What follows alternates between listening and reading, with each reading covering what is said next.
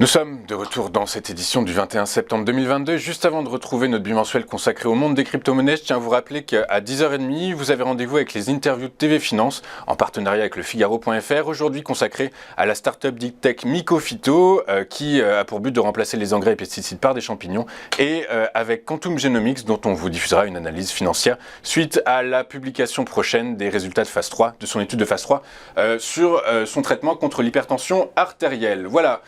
Désormais, il est temps d'accueillir sur notre plateau nos deux invités avec qui nous allons parler crypto-monnaie. Et pour ce faire, je suis avec l'incontournable et la très célèbre Madame Nathalie Janson. Bonjour Nathalie. Bonjour. Bonjour Nathalie qui, comme vous le savez certainement, est docteur en économie, prof à Neoma Business School et spécialiste des questions de politique monétaire, de régulation bancaire et des crypto-monnaies. Je suis également avec Slimane Imora. Bonjour Slimane. Bonjour Louis-Antoine. Bonjour, merci beaucoup d'être avec nous ce matin. Vous êtes trader indépendant et analyste pour les publications Agora et admirateur de Warren Buffett et de Benjamin Graham. C'est bien ça? C'est ça. Ok, super, merci beaucoup d'être avec nous ce matin. Aujourd'hui, on va commencer rapidement par l'actualité de la semaine dernière. Tout le monde en a un peu parlé, mais on va revenir très rapidement là-dessus. C'est The Merge et Ethereum qui est officiellement entré dans une nouvelle ère. Ainsi, Nathalie, est-ce que rapidement vous pouvez nous rappeler ce que c'est The Merge et les objectifs Alors, les objectifs de The Merge étaient effectivement pour cette crypto-monnaie de passer d'une épreuve de validation par la preuve de travail à la preuve d'enjeu. Donc l'objectif, pour faire très simple, c'est d'avoir un système qui économise l'énergie, puisque voilà, on réduit de plus de 99% la consommation d'énergie. Donc effectivement, Ethereum, avec toutes les politiques en cours aujourd'hui, ESG, se disait que c'était un moyen aussi de ne pas se retrouver à faire face à des protestations ou éventuellement à une interdiction. Vous savez bien que dans le projet MiCA, lorsqu'il a été étudié au niveau européen pour la régulation des cryptoactifs, on avait cette potentielle problématique d'interdire en fait la preuve de travail qui est, elle, consommatrice d'énergie. Donc voilà, donc là c'était une façon de se dire mais c'est pas seulement ça, c'est-à-dire que cette preuve d'enjeu est aussi un moyen de réduire les coûts de transaction et d'accélérer la vitesse de transaction. Donc en fait c'est surtout ça, puisque Ethereum a souffert de la cherté des coûts de transaction et de la lenteur. Donc dans un système Ethereum qui est très utilisé en DeFi et avec beaucoup d'applications, effectivement ça pouvait devenir un problème pour son développement à venir et éventuellement favoriser l'émergence de concurrents. Et favoriser l'émergence de concurrents. Nathalie, vous avez parlé de problématiques ESG avec cette réduction de la consommation d'énergie. Est-ce que ça va entraîner un accroissement de l'acceptabilité d'Ethereum, notamment par les institutionnels, et donc du coup à terme, est-ce que l'Ethereum pourrait supplanter le Bitcoin? Potentiellement oui, c'est-à-dire que si on se dit qu'aujourd'hui on est dans une dynamique où les fonds sont de plus en plus dans cette dynamique de notation ESG, forcément entre un Ethereum et un Bitcoin, si on a ce développement toujours en cours des fonds d'investissement en crypto, forcément ceux qui auront plus d'Ethereum seront plus verts que ceux qui ont plus de Bitcoin. Très clair. Slimane, depuis cette fusion, est-ce qu'on peut considérer que cette fusion est réussie, dans la mesure où depuis qu'elle a été réalisée, l'Ethereum a perdu plus de 10%. Est-ce que c'est un simple ajustement sur les autres actifs à risque, puisqu'on sait que la corrélation avec des crypto-monnaies avec le marché action est évidemment validée, ou est-ce que c'est tout simplement un échec du nouveau modèle d'Ethereum? Alors j'aimerais rebondir aussi rapidement sur ce qu'a dit Nathalie, mais pour le coup on le voit sur le ratio Ether-Bitcoin, on a clairement un Ethereum qui surperforme Bitcoin depuis plusieurs semaines maintenant. Et bon, pour répondre à votre question, donc ce qui se passe c'est qu'à l'heure actuelle on a quand même une forte baisse des actifs risqués comme on en a parlé finalement depuis plusieurs mois. Et finalement aujourd'hui, je suis un gérant d'actifs, j'ai déjà pas mal de risques avec les actions. Si en plus de ça, je me rajoute du risque avec des crypto-monnaies, c'est un peu compliqué. La conjoncture est assez compliquée en ce moment. Donc n'oublions pas également qu'on a une forte corrélation quand même entre le Nasdaq, le Bitcoin et l'Ethereum finalement. C'est pas moi qui le dis, mais malheureusement à l'heure actuelle, Bitcoin et Ethereum sont considérés comme des actifs risqués. Finalement, c'est ce qui se passe véritablement sur le marché. D'un point de vue purement technique, à l'heure actuelle, On est en tendance baissière. On a fait un excès haussier. Finalement, il y a eu énormément de spéculation, énormément d'excès en tout genre. Beaucoup trop de levier à mon goût d'ailleurs sur ce marché. C'est ce que je trouve un petit peu dommage. Beaucoup trop d'acteurs sont venus sur ce marché avec du leverage, du leverage x10, x20. C'est complètement délirant. Donc forcément, il y a des liquidations qui opèrent. Donc des phases de baisse assez violentes, comme on peut le voir finalement sur Ether en juillet, lorsqu'on a cassé le niveau des 1700 $. On a eu une phase de liquidation, mais complètement folle. Donc à l'heure actuelle, on est là en tendance baissière. Je pense que les cours ont besoin finalement de latéraliser, ils ont besoin un petit peu de temps pour digérer un petit peu toutes ces informations. Donc c'est généralement les phases les plus intéressantes pour accumuler. Alors moi, pour ma part, je n'accumule pas encore. Je suis encore purement dans une optique pure trading, donc avec une gestion du risque vraiment optimisée, parce que le marché, je ne le considère pas finalement comme intéressant pour venir finalement accumuler davantage de positions risquées. Ok. Vous estimez là que, donc vous savez, ce soir, 20h, décision de la Réserve fédérale américaine sur ses taux directeurs, on hésite entre 75 et 100 points de base de hausse, ça va avoir un impact. Vous dites que la corrélation est évidente avec les actifs. Je pense sincèrement que si on avait une augmentation des taux de 100 points de base, on pourrait avoir un marché qui pourrait être assez surpris.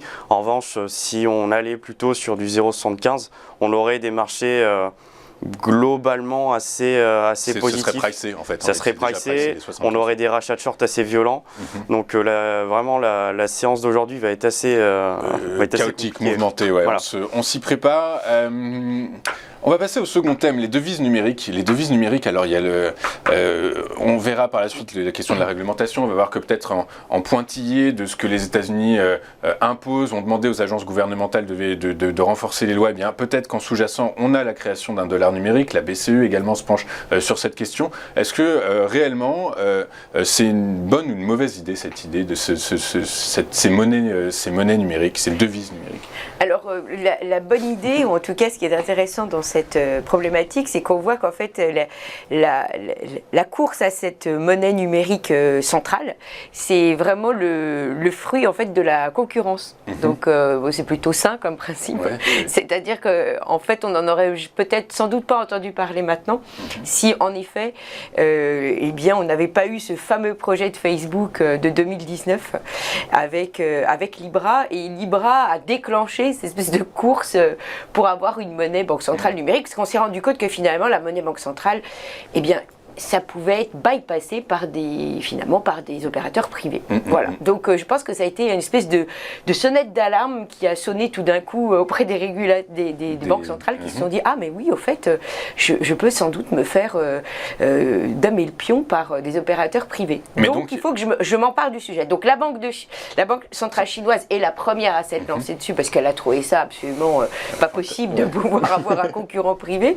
Donc elle s'est tellement emparée du sujet qu'après ça crée aujourd'hui vraiment au niveau des banques centrales, je dirais les plus importantes au niveau mondial, c'est vraiment parce que la Chine y est allée qu'elles y vont. C'est-à-dire qu'en fait, les États-Unis regardaient ça très loin, parce qu'il ne faut pas oublier que sa position est extra dominante sur le marché international des devises. Je crois qu'aujourd'hui, c'est encore un bel exemple. Hein. On voit bien que le dollar est au plus haut depuis 20 ans contre de très nombreuses devises. Donc là, on voit bien qu'effectivement, il est très dominant.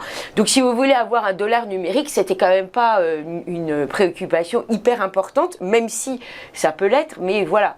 Parce que de toute façon, un dollar numérique ou une monnaie banque centrale numérique n'est qu'une version numérique de leur billet. Parce que de toute façon, la monnaie, elle est déjà dématérialisée. C'est-à-dire que la monnaie qu'on appelle banque centrale, qui est la part la plus importante de la monnaie banque centrale émise aujourd'hui, elle s'échange entre les banques et elle n'est pas du tout... on ne la voit pas, nous, en tant que particuliers.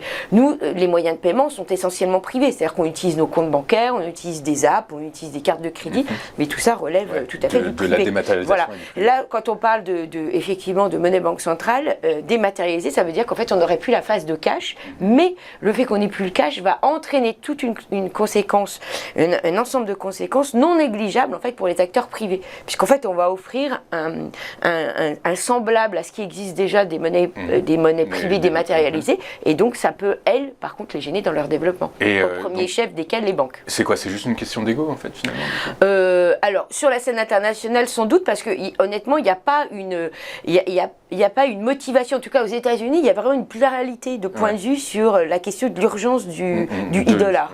Je pense que pour la Banque Centrale Européenne la problématique est un peu différente, parce qu'elle se dit, bon déjà moi je suis toujours derrière le dollar depuis très longtemps, j'ai tenté de faire l'euro, bon j'ai pas changé la donne, hier on fêtait les 30 ans du vote de Maastricht en France, donc voilà, on n'a pas, la position de l'euro n'est pas très différente de ce qui était le Deutschmark avant, donc finalement on n'a pas gagné grand chose, et on a peur en fait de la Chine qui prendrait de l'avance. Simone, vous voulez rajouter quelque chose?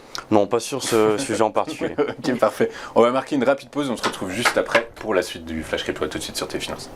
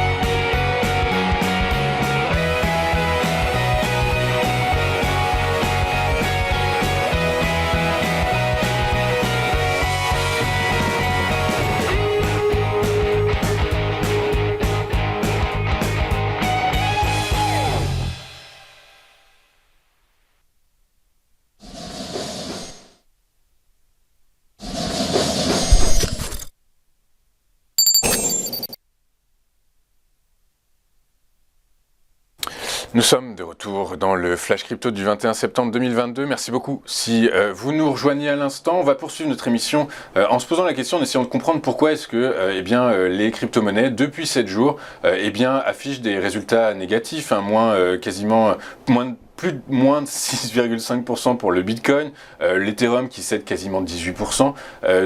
On va se poser la question pourquoi. Pourquoi, Slimane, est-ce qu'on assiste à cette purge d'une certaine façon sur les crypto-monnaies en ce moment?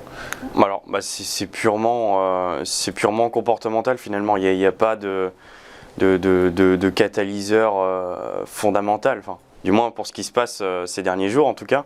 Après, comme on l'a dit précédemment, on a la décision des banques centrales aujourd'hui qui risque finalement d'être le catalyseur de tout ça. Je pense qu'on peut revenir sur le graphique de Bitcoin. Et finalement, pour le moment, on est sur des supports. Sur Ether, sur Bitcoin, on est sur du support. 18 800 pour Bitcoin et 1200 $, si je ne me trompe pas, sur Ether. Donc finalement, pour le moment, on est à deux doigts finalement de venir accentuer finalement le mouvement en cours. Je pense que si on venait à casser le support des 18 800, on pourrait aller chercher autour de 15 000.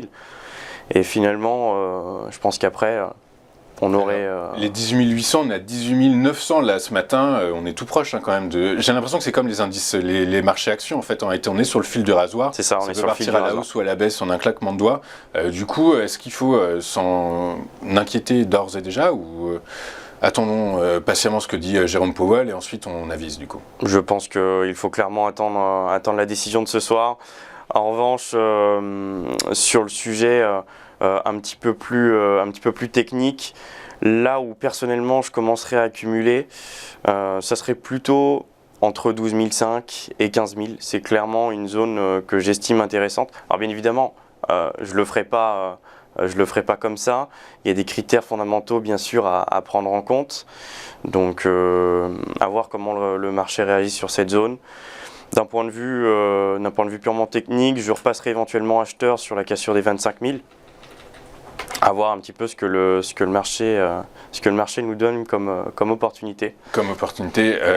Pardon. N'oublions pas également d'aborder le fait que finalement la plupart des altcoins finalement affichent des performances bien pires que ce qu'on peut voir à l'heure actuelle sur Bitcoin et sur Ether. Finalement, dans ce marché d'ultra liquidité, on a vu des projets complètement délirants émerger qui ont finalement qui n'ont pas finalement donné beaucoup de crédit aux crypto-monnaies. Je pense notamment à des projets comme Dogecoin, Shiba, etc. Et même finalement d'autres projets un petit peu moins connus. C'est sûr que si on regarde l'évolution là, de l'ensemble, alors moi j'ai plus ou moins combien est-ce qu'il y a de crypto-monnaies à peu près globalement il y en a énormément. Il y en a énormément, plusieurs milliers. Oui, c'est ça, entre 7 et 10. Alors moi j'ai 9429 exactement. Ça. Du coup, quand on regarde, il y en a qui ont perdu 100% de leur valeur sur les 7 derniers jours. Hein. La majorité est entre moins 90 et moins 100%. Donc il y a quand même une purge en réalité qui est faite, mais qui, comme vous le dites, n'empêche pas que les cryptos phares, Bitcoin et Ethereum soient toujours en place. Nathalie, il y a d'autres raisons que le resserrement de politique monétaire c'est quand même essentiellement c'est une des raisons quand même principales, puisque de toute façon c'est la raison de la montée fulgurante. C'est la même comme j'avais déjà évoqué plusieurs fois sur ce plateau. En fait, c'est vraiment parce qu'en 2021 on a eu une envolée c'est parce qu'il y avait trop de taux négatifs et qu'il y avait trop de liquidités et qu'il fallait bien en faire quelque chose, et que du coup on a vu les cryptos comme un actif risqué, finalement une classe d'actifs risqués.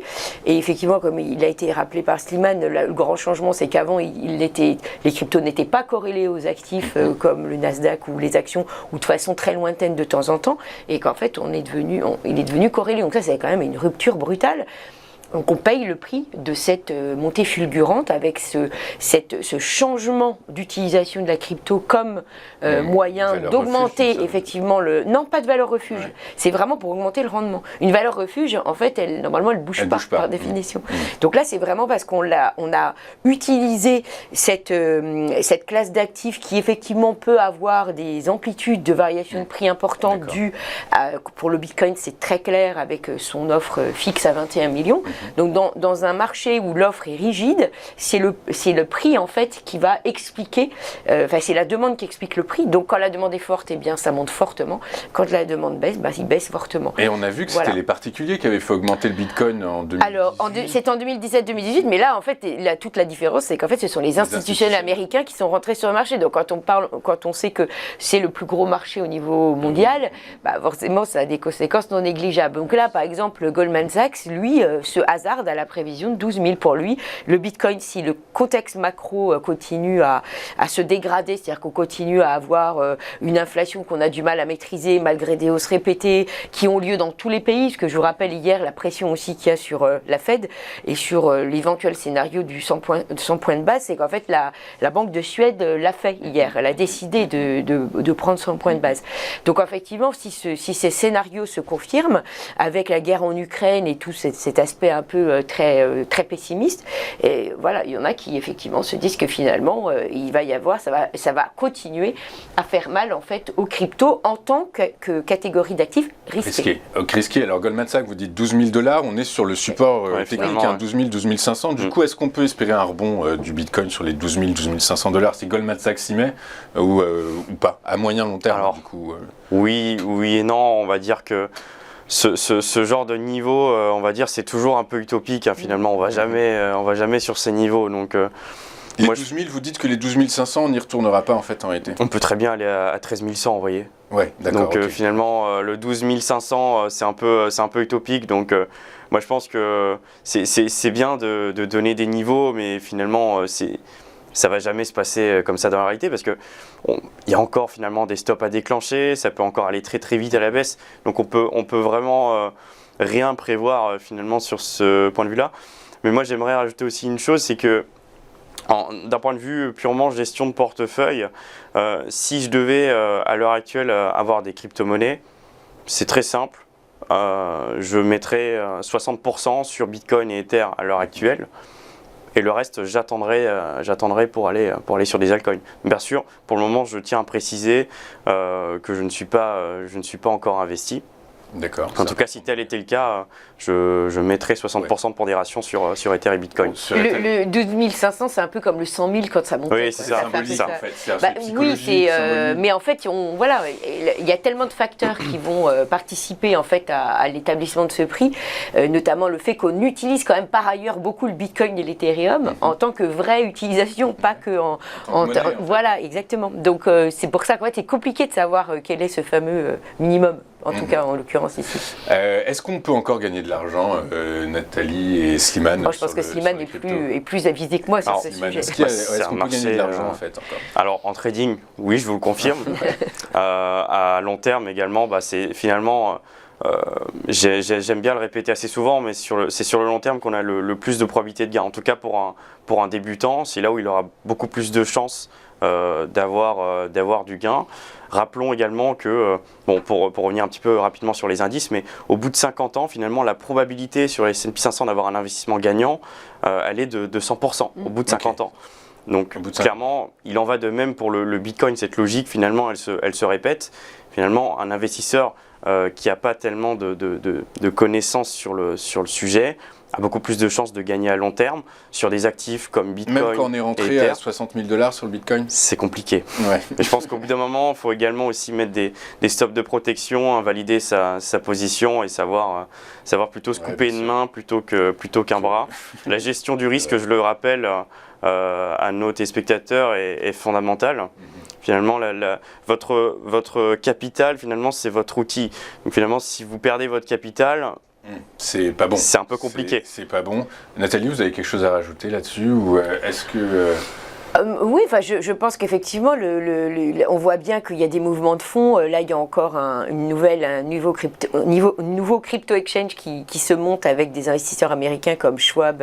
Il y a le voilà, c'est ça. Donc c'est pas la fin. Enfin, je veux dire, il y a une certaine conviction que ça reste. C'est pas la fin. C'est important à noter. Mais rappelons que c'est purement psychologique finalement, parce qu'en 2017, on se disait la même chose, que c'était fini, etc. Et puis ensuite, finalement, on a eu cette reprise.